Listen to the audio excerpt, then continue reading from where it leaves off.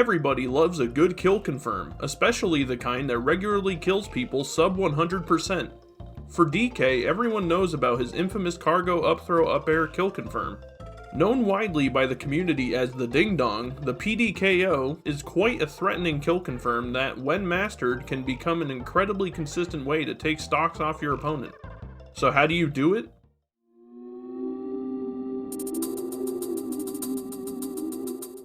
To do this kill confirm, first you must grab your opponent, put them into the cargo hold, jump towards a platform, do cargo up throw as you are landing on the platform, and then double jump up air.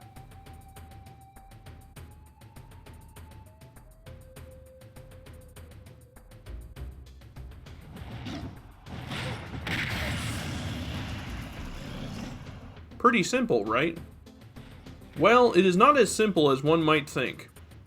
One must take into account the percents at which a character dies to this confirm, what stage you are on since it affects how early the confirm starts working, how stale your cargo up throw and up air are since this can alter the window where the pDKO starts and stops working, and how much rage DK has, which also alters the pDKO window. There are also some other factors to be wary of, such as which characters have options that can mash out of it, but for now don't worry about those things. There is also one other factor that can make pDKO hard to do consistently, which is how your opponent DIs the cargo up throw.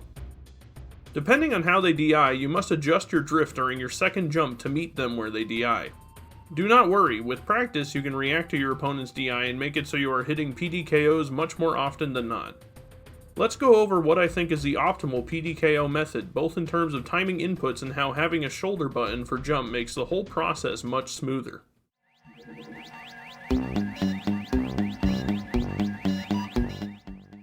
So to start, I highly recommend setting a shoulder button to jump. I personally use the right bumper, R on Pro Controller, which is what I use, or Z on GameCube controller. This one change helps tremendously with reacting to your opponent's DI and meeting them in time to still hit the pDKO, as well as avoiding misinputs on the up air, as your right thumb is free to do a C-stick up air while your left thumb can fully focus on drifting DK towards your opponent. This one change legitimately increased my hit rate on pDKO from about 35 to 40% to 95 to 100%. Now here's how my inputs look. Grab opponent and cargo them, jump to the platform, press cargo up throw just as I'm landing, buffer my first jump straight up, and as I'm jumping, look for where my opponent is DIing. Once I have hit the peak of my jump, or about the peak of my jump, input the second jump and drift towards where my opponent DI'd. And then as I close the distance, use up on the C-stick to input my up air, and voila!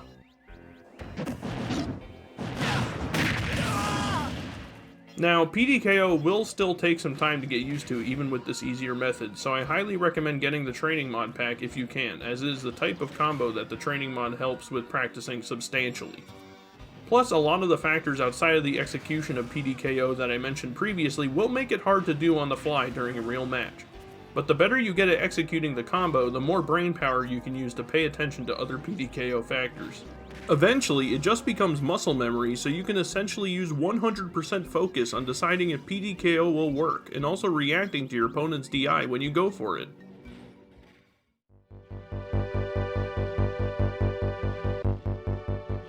That is all for today's video. If people like this, I'll probably look into making other small tutorials for DK stuff, but for now, get to work on those pDKOs so you can start stealing stocks nice and early, as a giant grappling gorilla should. Thanks for watching.